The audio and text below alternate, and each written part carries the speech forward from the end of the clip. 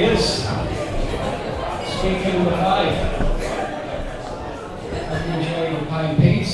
So let's get going again. So, loving man, wouldn't be the same without this guy. He's been with us from day one. We brought him again this year. He's so unpredictable. As soon as I come off the stage, I'm rolling it, so he doesn't pick on me. I'm sure he will someone else in the audience. Just to give you a bit of a recap of Luke. If you don't know who he is, he left home at the age of 14 to pursue his career as a professional football player, which he achieved. He actually had many caps for England, and then he was prone to injury, so he had to change his career direction. Luke is now a speaker, coach, and motivational speaker. I sent these speakers a quick email to see how they were doing over the pandemic. Most of them replied with 2 or 3 lines. I sent one to Luke, who sent me an email as long as my arm. So I'm going to read some of these out, condense them onto one card here, Luke. So this is what Luke's been up to. He's been a busy guy. So he's currently a shareholder in multiple businesses and different companies. He's created an executive mastermind club over in London, and here it's doing really, really well. He's completed 2 ultra marathons at 40 miles, which is so impressive. I've done a marathon myself, so it's unbelievable. He's actually training for a 100-mile run at the minute for a charity called Dreams Come True, which is amazing. He's a manager of his son's football team, which is fantastic. He's completed his first book, which is out late this year, and I'll definitely be reading that. And there's more. He's created online coaching courses for schools, which is the next generation program, which inspires loads of children. Currently touring the UK to speak to 30,000 young people for 30 days and 30 schools. Please put your hands together for Luke Staton.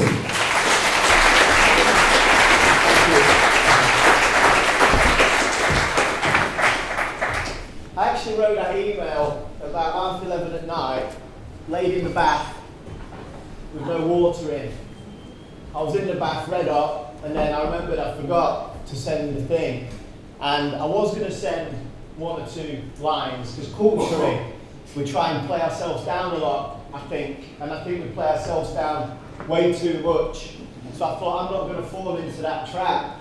And as I started to flow with what I was writing, I started to actually realise myself that I've been really fortunate to do lots of wonderful things over the last few years, even though my livelihood and everything that I love was stripped away, like for many people, especially when you're a speaker and the pandemic hits. So as I'm laid in the bath, which is not a pretty sight, lots of you thinking that, we don't want to know that bit, Luke, but it's the truth.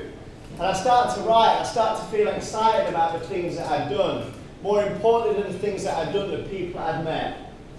Because I think people are powerful beyond measure. When you surround yourself with the right kind of people, I truly believe that anything's possible with what you want to do, wherever you want to go. People are everything. I think we've heard many times through the talks today, it always comes back to people. You can have all the strategies in the world, but if you haven't got the right people pressing the button, things will never go as well as you want to. And I'm really proud of the things that I've done. And when I was looking at that list, I wondered, it came to my mind when people often say, why do you do all of that stuff? Why do you do all of that stuff? You don't have to manage your son's football team. You don't have to create these things. But it's in my DNA to make the most of every moment, because I know, like many of us, that today might be the last one. Today might be my last one. And I feel like that every day. I get in that state of mind. I'm very much like Cloud with excitement. I can control my energy. I can control my enthusiasm. I can control the effort that I put in. I can't control how much you like me or what you take from today. But one promise that I make you, for the time that I stand before you, I'm going to give you everything I've got with all that I know. And before every talk that I do, I have a little notepad in my pocket like this. And I usually write down 11 things, because that was my football number, 11 things that I'm going to make sure I go at in that talk. And today I wrote 1. I wrote, give everything and leave nothing. Give everything and leave nothing. And I put the date. And that's what I'm going to do. I probably won't be able to teach you much, because there's a lot more intelligent people in this room than me. I'm just a guy full of energy that's finding his way, and fortunately, it's paying off for me in a number of areas. But the one thing I want to ask you to do today, this is half time really. Lunch, I look at it as a sports game, half time. And if you sat there at half time, in sport, if you wasn't performing, the manager didn't walk in and go, you worked really hard, but could we just step it up a little bit? there was explicit words used, there was people pinned up against the dressing room wall, and you was told if you don't do better the second half, you will be off, and you won't play again. So what I'm going to challenge you guys to do for the second half of today is ask yourself the question, have I given all that I've got from the moment I walked through this door today? How many new people have I met? How many numbers have I swapped? How many connections have I made that I can serve them, support them? How many people, or have I on every single break just got my phone out because it's uncomfortable to interact with other people? So my goal for the next 30, 40, or you can see the size of my book, 3 hours, is to do all that I can to create energy in the room and an atmosphere that by the time you leave today, the second half of your performance has been even greater than the first half. Now for me to do that, I'm going to get out my comfort zone massively. And every time I stand here, I do all that I can to make myself feel really uncomfortable. Because the more uncomfortable I feel today, the more comfortable I'll be tomorrow in the next place that I go. And I can stretch it again. And I can stretch it again. Because I'm just the same as many of the speakers that have come up here today. I walk up here and I'm thinking, what can I talk about that these guys will like? Every room that I walk in, I have the words of my mum in my ear saying, son, whatever you do, just don't live your life like me and your dad. Just don't live your life like me and your dad. And that gives me such an energy to get out my comfort zone and do more. Because what my mum meant from that, I love my mum, I love my dad. They're still here today. Great role models for me. But there's one thing that they never did. They never stretched their comfort zone. They never stepped out of what they knew from the town that they was from. Same streets, same neighbourhoods, same jobs, same pub, same meals, same wake-up time, same tea time. Never did anything. And my mum's nearly 70. And whenever I'm with her, she constantly says, I wish when I was younger, I wish I'd have done this. I wish I'd have gone there. But I never did. So now she's 70, she goes to Butlins for the weekend, partying with her mates. My dad's not happy about it, but she does it because she thinks, why not? But she wishes she should have done it 40 years ago. So when I walk in here and the self-doubt kicks in, thinking, what will these guys think of me? I remember the quote from my mum, do not live life like me and your dad. And I think of the comfort zone, I think today I'm going to get right out of it.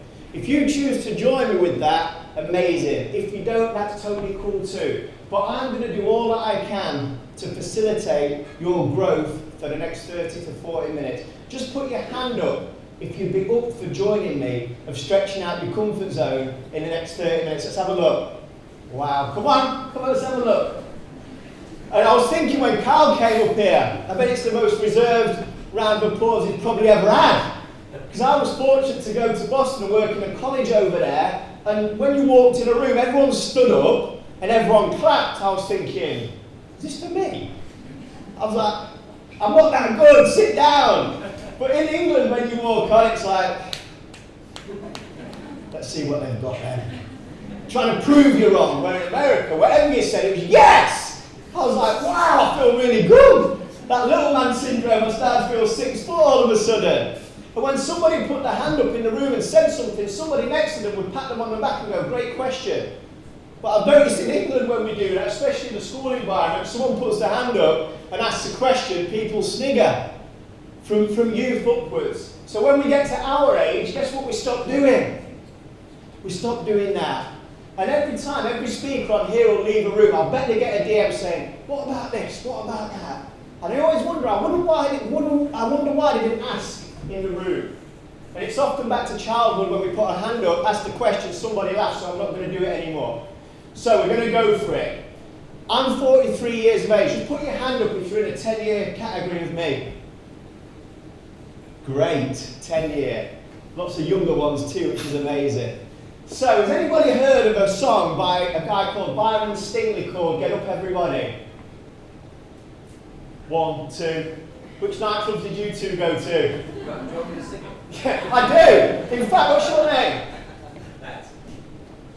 Matt, come and join me up here, Matt. Give Matt a round of applause.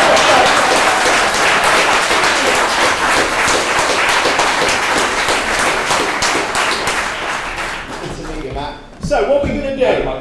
Yeah, me too. That's why I've got you here. Takes the heat off me a little bit. So what we're going to do, Darren, kindly the DJ, I put a request in. that he's going to play a track. And to take away any self-doubt in you, all you've got to do is copy whatever I do. And I don't really know what I'm going to do. I tried to learn a few moves before today and it was so bad, I was like, you know what? The energy in the room, something will happen. So I'll just go for it. So all I want you to do when that music kicks on is just imagine you're in Boston with Kyle. And you're American for 10 minutes. And you don't care what anybody else thinks. And you're just going to go for it.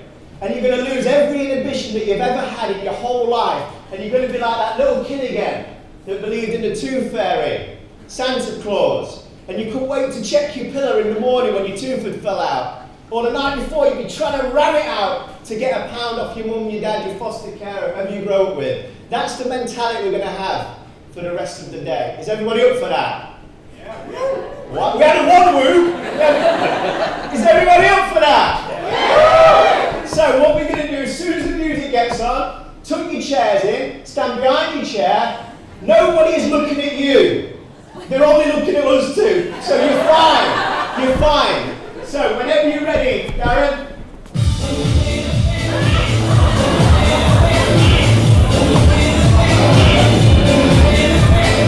Come on, let's go.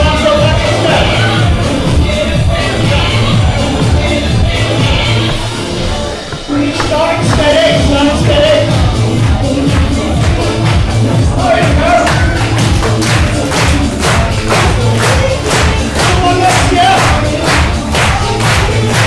Back.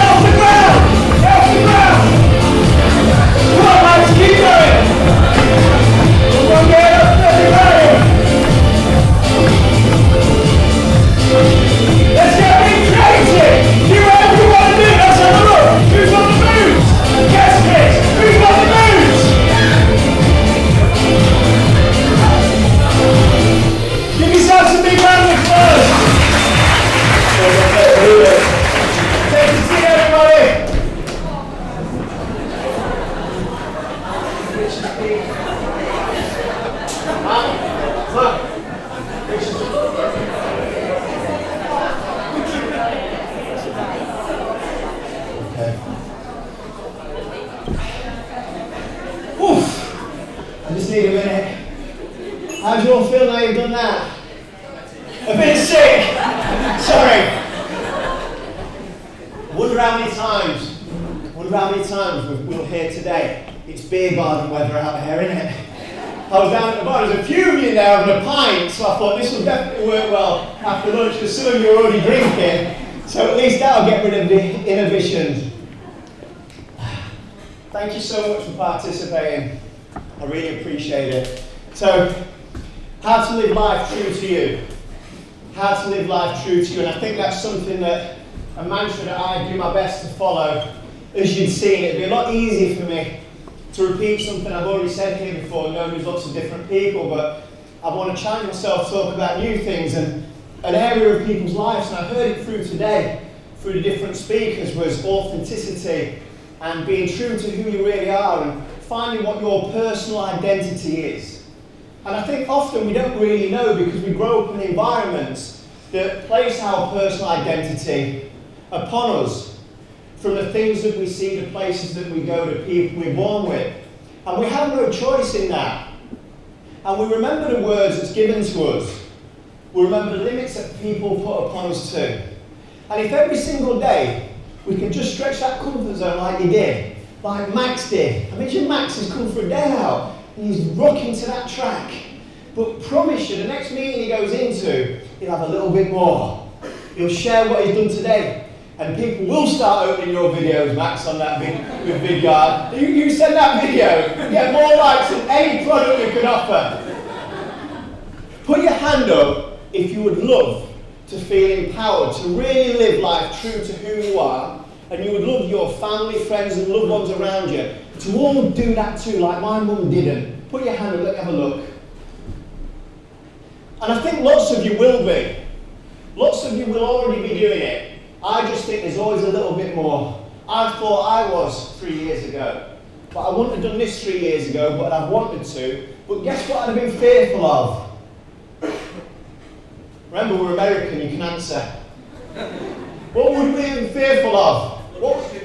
Looking stupid, which I probably did, but I'm not bothered, because it's about you, not me. And if I can help you have a better experience from doing that, I'm prepared to do it. I think too often we're bothered about what other people think. We start reserved. Everyone's like this. Come on, get up, everybody. And then people are bouncing. And if you can live life like that, I think you go to great places. That's a picture of me and my dad. Many, many years ago, probably 41, 42 years ago. And you may see in front of me, there's an old football boot here. I've just got a correct mark on something he said. He said I was a professional football player, which is true, and he said that injuries meant that I didn't go on, and that's not true. I just wasn't good enough. I just wasn't good enough, and I want you to know that because it's okay to not be good at something and to change direction. As a young kid, that was my football boot, and I don't know if you can see what's in front of it or wrapped around the front. What is it? It's duct tape, it's black masking tape. Now what do you think that did? What was the need for it? So the water getting in. My sock used to hang out of this boot, and I was constantly pulling my socks up. And I remember saying to my dad, Dad, I think I need a new pair of boots. He's like, why? I'm like, well, look. He said, no, I can sort that out. So I gave my boot to my dad. He gets the black masking tape out, and he's like, wraps it up. He goes, fixed it. And I'm like, well, you fixed it, but that's not really what I wanted. He said, son, a message that has stayed with me for my whole life. A message that stayed with me for my whole life. He said, son, you don't need the fancy stuff. You don't need the fancy stuff.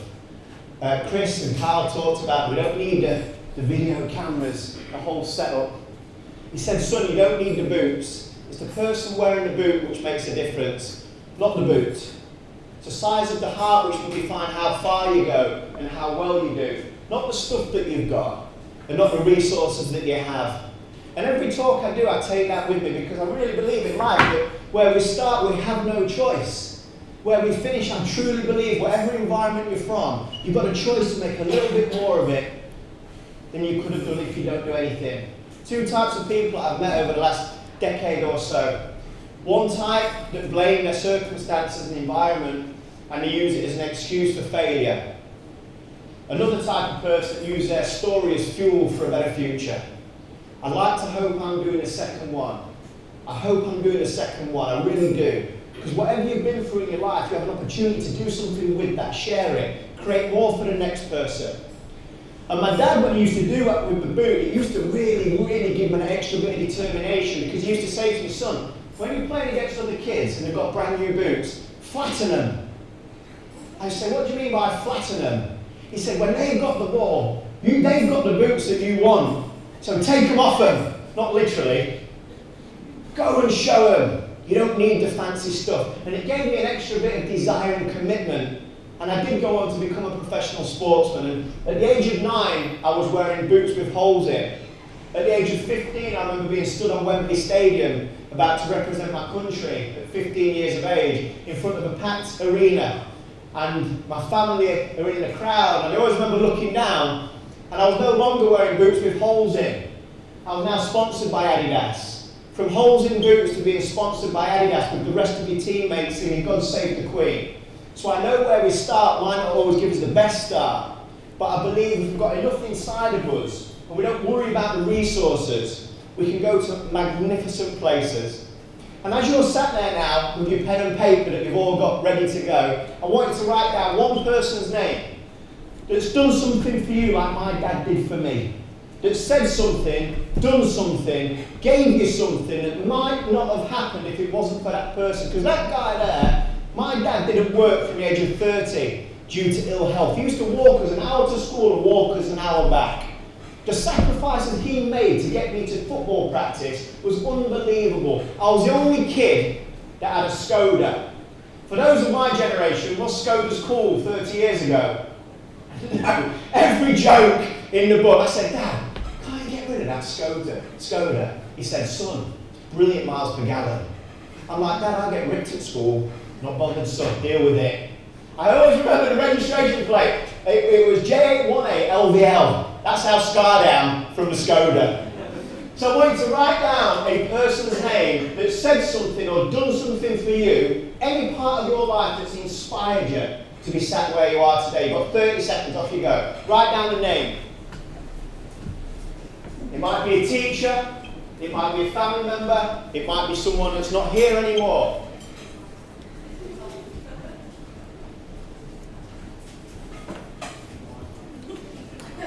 It might be a colleague. Underneath the person's name, just write down what did they actually do for you? What did they say or what did they do? What was it? If it was your grandma, what did she say, what did she do?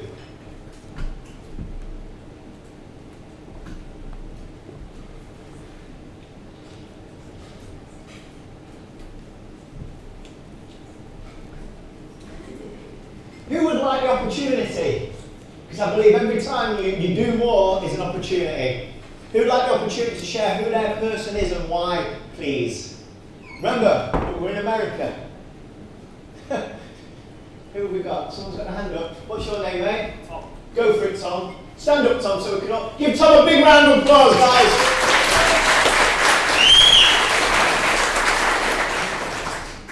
My inspiration was my nana, who lived till into her 90s, but it wasn't anything specific she said, it was more her actions that everyone wanted to go around to her house or her carers because she just listened so intently, she wasn't bothered about people's ages, she just wanted to listen and she was just inquisitive and just so positive. Even though she physically couldn't go anywhere, she just wanted to learn and absorb and learn about people around her. It was always about people. And I think that's hopefully passed through to me, and that's something that makes me very proud. Brilliant, Tom. Unbelievable share. Well done. Just as you're listening to the comments from people, I want you to relate that to sometimes that we get lost in the corporate stuff. I want you to relate what you hear from people of how that can really make a difference to your business as well. It's not rocket science. Who would like to go next? This is like playing hide and seek with my daughter. When she's in the room, she stands and she goes like this. I'm like, I can see you. And all of you, when I look and go, who like them? Who's the young lady? What's your name? Emma. Give Emma a big round of applause. Let's go, Emma.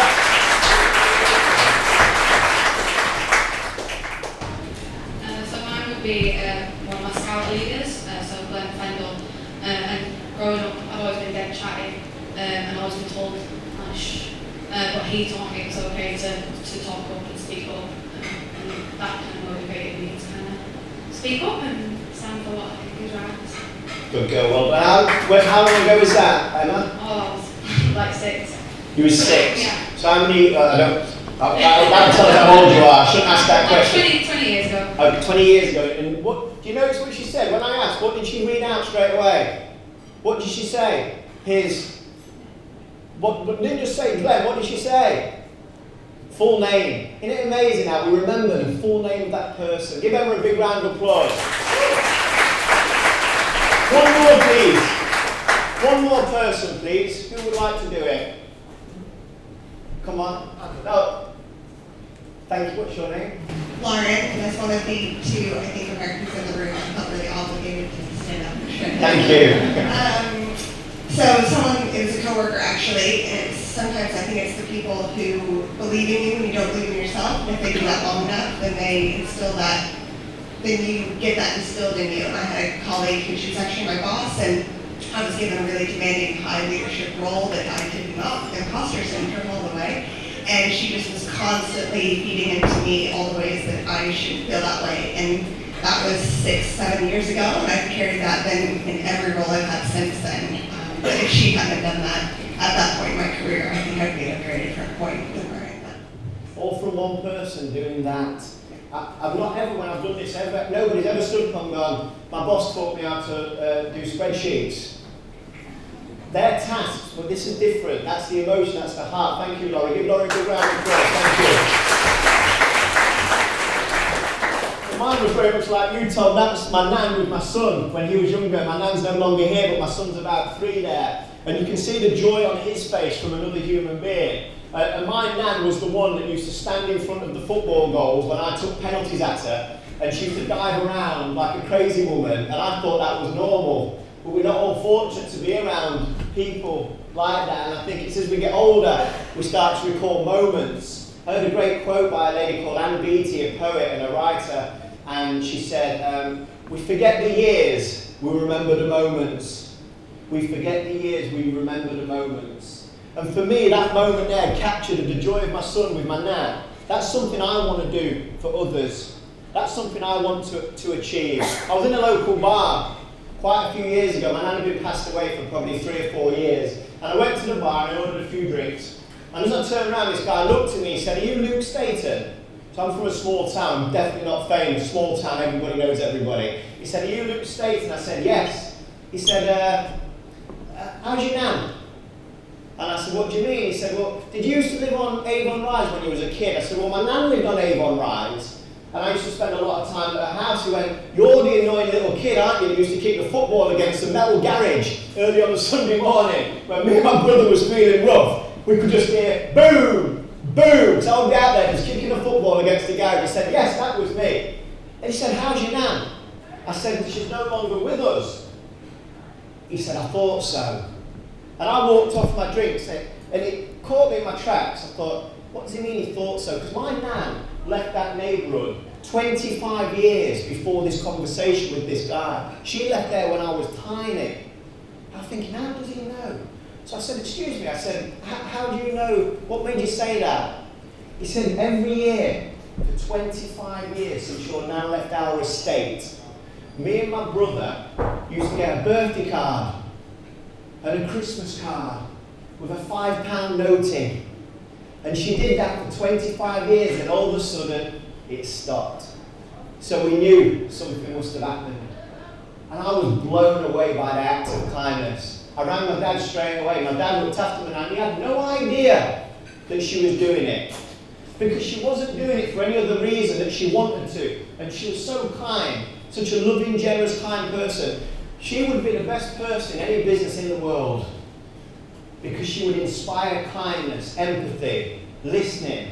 All the stuff that you shared is what makes a phenomenal team and a phenomenal organisation. And it was there right in front of my eyes for all those years. Has anybody heard of a guy called Eliud Kipchoge? Can you tell us who he is or what you know of him? I've seen the program on TV where he's trying to break the marathon record, trying to run under 3 hours. Under 2. Amazing. What's your name? Great. Craig. Thank you, Craig. So it's amazing, isn't it? Eliud Kipchoge is the only person ever in history to run under 2 hours for a marathon, and not many people have heard of him. I felt embarrassed when I did it a few years ago. So I started to research it.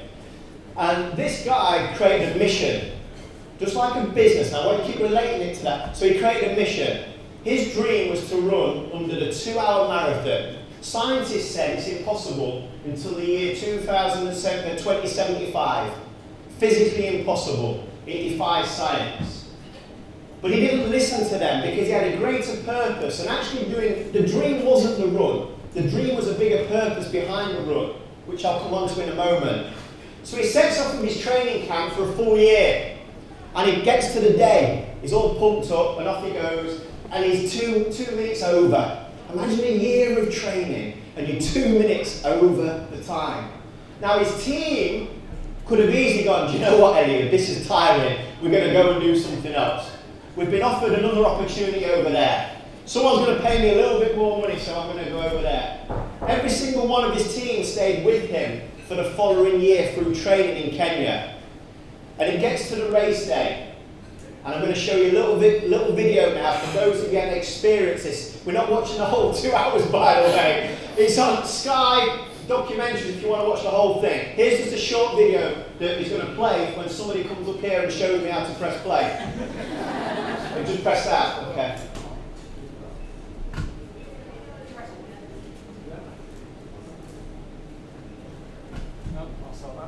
Thank you, Mark. It's the only job that this guy's got all day. Remember? Thank you. Only the disciplined are free in life. If you are in discipline, you are a slave to your moods. You are a slave to your passions. If he does this, everyone will know 1 hour from him at least. You know, they'll know the guy that worked 2 hours from him. They'll know who's Elliot, yes.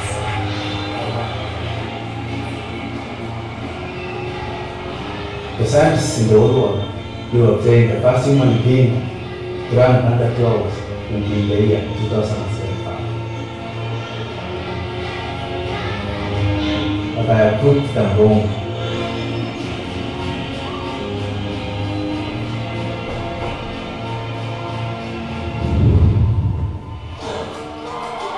We have liftoff.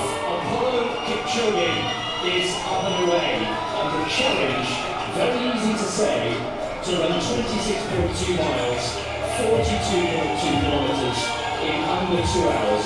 Very easy to say, rather more difficult to achieve. When thousands, if not millions of people will be going out for a Saturday run today, well, this could be the most famous Saturday run the world has ever seen. And we're keeping an eye out here for the first changeover. The atmosphere out on the course is absolutely electric. And there is the laser pacer, if you like. That is the pace that we're bringing home inside 2 hours. This is going to be, if he does it, an achievement off the scale. It's never been done before. And I think it transcends running, sport, and it really truly pushes the boundaries as we've never seen before. And we are now into the last 20 minutes of this being a reality. It's absolutely fascinating. His eyes are like dinner plates. He's having to talk himself through this. He's a man possessed. But you know, he's trying to become a pioneer and a trailblazer right now. It's a threshold so bold and inconceivable, yet here we stand at the doorstep with the notion that the human spirit can take us across it. If you want to be successful, you must expect one rule, and that rule is never lie to yourself. Here he goes, going through that right there. Something to move away. Come on, he says, come on, this is it. Showing a final This point is from you. incredible. Elliott's performance is such a gift to the world. His running is a gift to all of us. I'm just so blessed to be here today. I feel like, I hope everyone can hear me smiling through this microphone right now. I cannot stop smiling. Neil Armstrong we had on the moon in 1969. We had Roger Bannister performing miles 65 years ago. This humble farmer who used to run 2 miles to school every day and back. He used to go to the nearest town on his bike to sell milk at the local market. And now, through hard work and discipline, he's pointing. Come on, he says. Eliud Kipchoge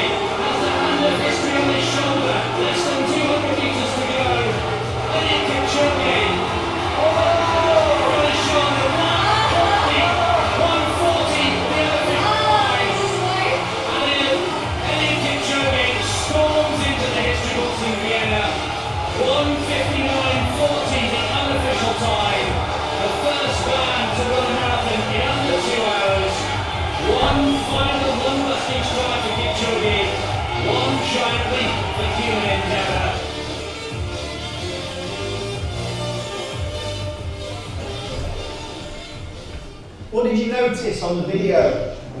Eliud Kipchoge was the guy in the middle of the white vest. What did anybody notice? Nothing. What did we notice? They have people out with him. He had people out with him. What else did we notice? What did you see? What did we see? Other than someone running fast, what did you notice? Focus. Focus. The crowd. What was they doing? Cheering him on. Why do you think they were cheering him on? They wanted to see him succeed. That's your customers. They want to see you succeed. What else did you notice? What did you notice about the runners around him? Darren? Team effort. What did you notice about the way they was running? Did you notice anything about the way they was running? What do you think the formation was for? In what way? Who said that? Faz? You beat your mate to it. He was just about to say it, and you said it back. They created a slipstream. They created a slipstream for him. So they worked out that if they ran in that Y shape and tailed off at the back, he would move forward slightly faster than if he was just facing the wind all alone. Now I want you to think about this question I'm going to pose to you now. In the business world, who's Kipchoge and who's the team in the business world? Mark, who's Kipchoge and who's the team? In the business, think of the business environment. The main leader, the CEO of the company. It's Kipchoge. Yeah? Good answer. No right or wrong, by the way, it's not a trick question. Employees around him, maybe? Employees are around the leader, the CEO, the owner, the founder. The customers. The clients, the customers. What you've noticed throughout today, listening to people, is everyone's talked about people. Everybody's talked about people and the reason why we get to where we want to go. So Eliud Kipchoge, who broke a 2-hour marathon that had never been done before, is in the middle of the pack. All those other guys are creating a slipstream so he can move forward faster to achieve his dream. But imagine in the business world, in the corporate world, that every part of your organisation, every team member felt like Eliud Kipchoge. Imagine if everybody in your organisation felt like Eliud Kipchoge. Rather than the employee that takes, for what Sarah said earlier, takes the shit. Too often in the business world, the CEO wants to be Eliud Kipchoge, the owner, the brand wants to be Eliud Kipchoge. I honestly believe that the magic is empowering your team and the people around you to feel like they're part of something so great and they are Eliud Kipchoge within your organisation. And you can have a team of Eliud Kipchoges. And I tell you what, Eliud Kipchoge, he would also take the win for the next person too. Because there's no way those people would have sacrificed 2 years of their life to train with one person if he wasn't a good guy. They'd have been like, see you later. And when we talked about retention of talent, you can put all these great benefits in. You can pay people more. But if you empower people to know that if I join your company, you're going to facilitate my life too. I'm not just here to do all the jobs you don't want to do so you can get rich. I'm here and you're going to help me get to where I want to go to. Imagine the difference within the business world when people feel that important, like Eliud Kipchoge. Did anybody know the names of the guys that was protecting him from the wind? Neither do I. But imagine the pride that they feel of being part of something, because they believed in him, they loved him, they was inspired by him, they was treated amazingly well by him. And they were striving for something greater than just themselves. And when I came out of the sporting world, where everybody crossed that white line and fought till the final whistle for each other, I then went into the business world, and it was like, phone's ringing, it's 5 o'clock, I'll leave it. I was like, oh, might be important. I'm I'm done. And I thought, wow, what a difference from being in the sporting world into the business world. And I believe the wave of opportunity within every organisation, no matter how big or how small, is letting your people know that they're powerful beyond measure. They can be Eliud Kipchoge within your organisation, and you will do all that you can to bring opportunities to them in their life. I believe people will stay longer, be happier. Someone said to Richard Branson, you probably heard this, what if you invest in people and they leave? He said, well, what if I don't and they stay? Because lots of people that ask me to go and work with their companies and teams, they go, how much is it? I'm like, I'm out of here. Because they're not even asking what they're going to get. What's the best? How much is it? What's the cost? There's no such thing as a cost when you invest in people. It's an investment. I go to the gym to get fit. It's an investment in my time. It's not costing me time. Businesses sometimes have a mentality that anything to do with a person is a cost because they can't put it in a spreadsheet and do ROI. But if I know if I invest in you, you're going to get better. And you might leave my company. But when you leave my company, you will tell everybody how great we were and how well we looked after you and how much we inspired you to fulfill your dream. I could stand here for 5 hours on this. And you can see how big my book is. Just in case anyone cancels, I get a bit longer. So, my final bit. I want you to sit now and think to yourself, how often are you creating a slipstream for somebody else? Or are you one of those people that's just at the back of the jersey, just pulling them so you can get past them, which we all know happens a lot?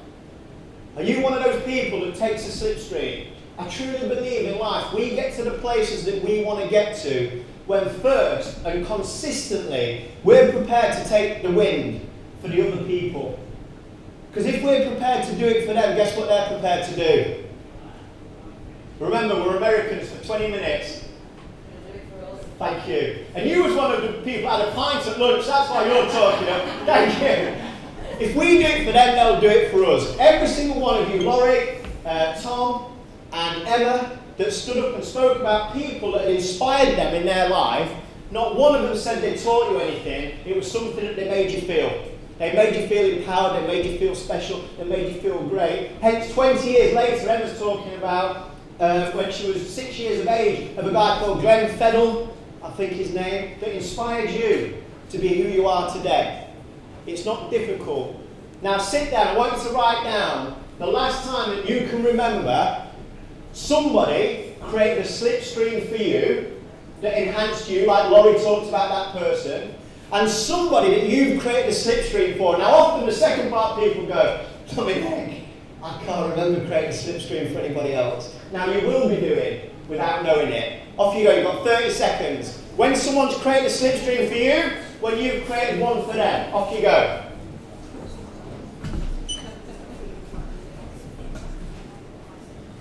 Remember.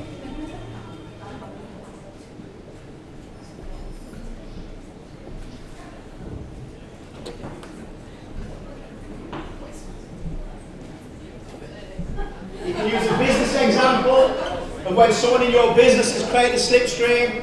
Has your organisation created a slipstream for you? Or have they been pulling you back?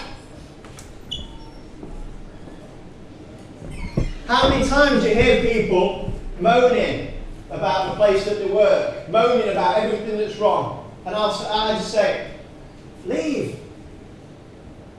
And they go, I can't leave. I'm like, why? Well, they pay me. I said, so that's one great thing about work.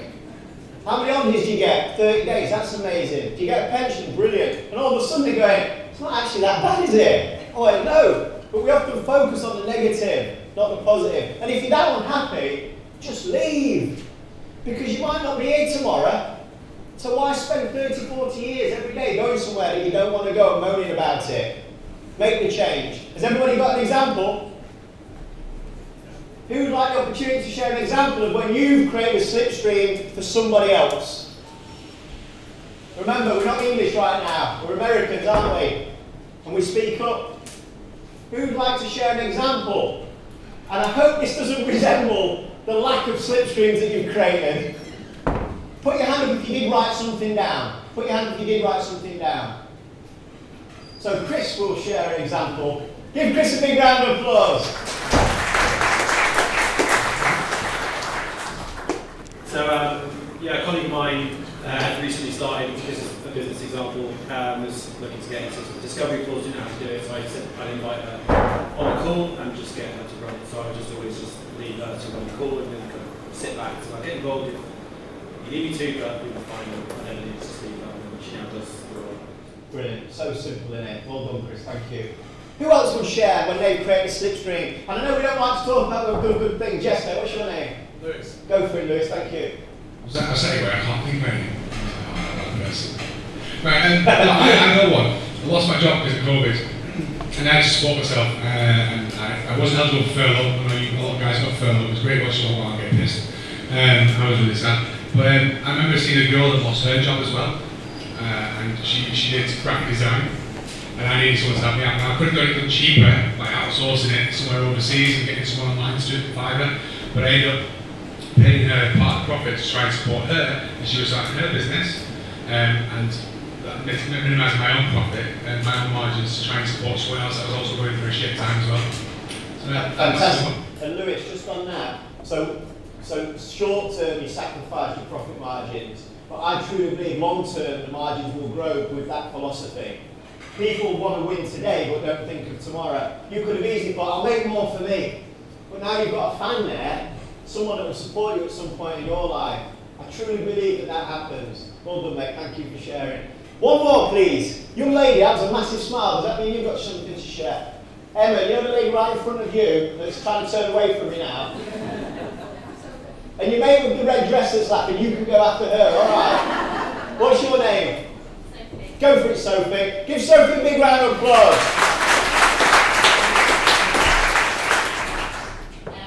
Stand up, please, Sophie, so we can all hear you.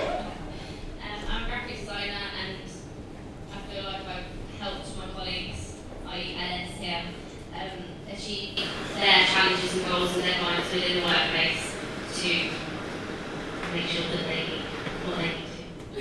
Thank you, Sophie. Now pass it on to your friend. If she doesn't pick you, you're going to be really unhappy, aren't you? So stand up for us, and can you share when somebody, other than Sophie, has created a slipstream for you in your life that's helped you get forward faster? To be honest, it's usually Sophie at work. How does she do it?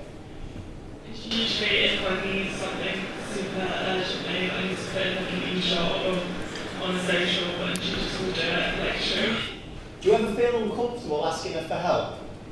Yeah, I just push the time. Will you still do? Yeah. Does she snap your head off? No.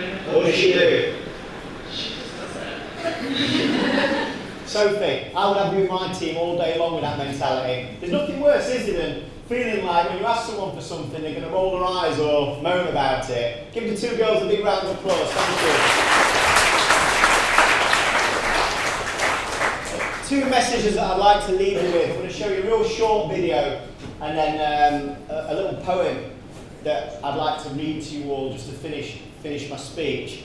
And I'm going to give you one last challenge at the end, which I'm sure you'll super enjoy. So this is my daughter, Sienna. She's 10 now. She was 6 when she filmed this. And we found it on my son's iPad, Ronnie's iPad, many years later. And we thought, what's this selfie video when she's 6? So we pressed play.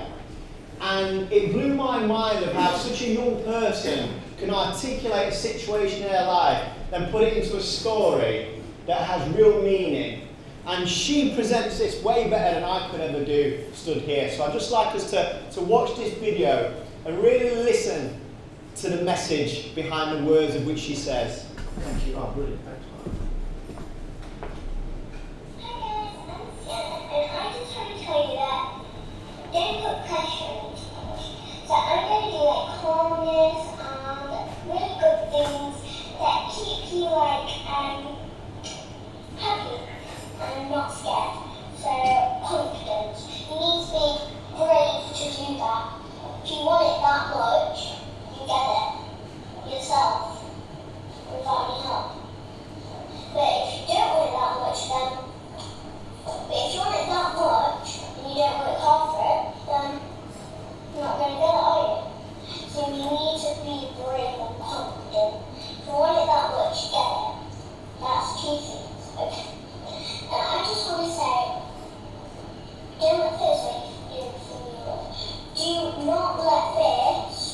doing the thing that you love. Because I think that, well, I don't think, I know that you've got it inside you. You can do it, but you're just choosing not to. And you never say, if you struggle to do something, you don't say this, I can't do it. You say, I can't do it yet. That's okay, but don't say can't. Can't's not a word in my family.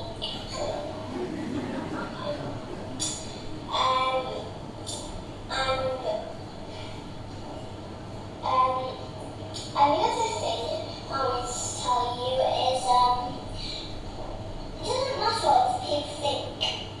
That's what you think, what you like. So my sister, I found her stressed and I absolutely loved it. At my age, yes. And I went to Next today, bought 3 things, 2 dresses and 1 pair of shorts. And guess what?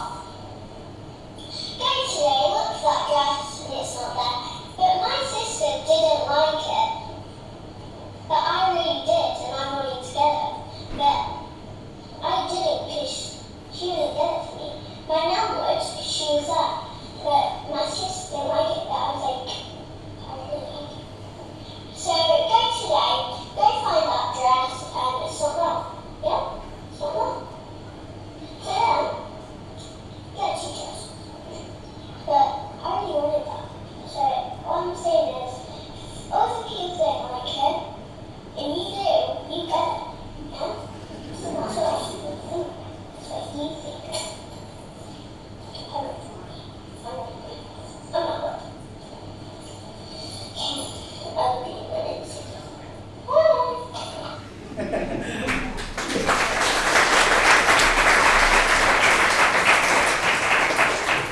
You get it. I love that, and I'm devastated she loves Next as well. It's a really expensive clothes shop. I want to share this one poem. Mark's giving me the elbow trying to drag me off the stage, and I keep blanking him. So I'm just going to read this poem to you all just to finish, and then just before I do step off the stage, I would like to just do one more thing for me. It's quite a selfish ask, but it's my oldest daughter's 21st birthday tomorrow, and I'm not going to get to see her. So I thought, wouldn't it be wonderful if I sent her a video of all of us singing happy birthday to her? Would it be good? Would you help me with that? Thank you. So the last poem. So this is from a lady called Helen Steiner, and it's called Help Yourself to Happiness. Difficult because we think happiness is found only in places where wealth and fame abound. And so we go on searching in palaces of treasure, seeking recognition and monetary treasure, unaware that happiness is just a state of mind, within the reach of everyone who takes time to be kind. For in making others happy, we will be happy too. For the happiness you give away returns to shine on you. This is where you clap. So, what we're going to do, we're going to sing happy birthday. Paul, my friend, you're going to get your phone out, we're going to film it. And if everybody stands up, please, Paul, bring your phone over here so you can film it. And her name's Ellie. So let's do it again, American, full of energy, Kyle style. Kyle style, I like that one. So, you got me on? So Ellie, I wanted to wish you a wonderful happy birthday. I love you with all my heart. And as a birthday present, I thought at this live event I'd get everybody here to sing happy birthday. So 3, 2, 1. Happy birthday to you. Happy birthday to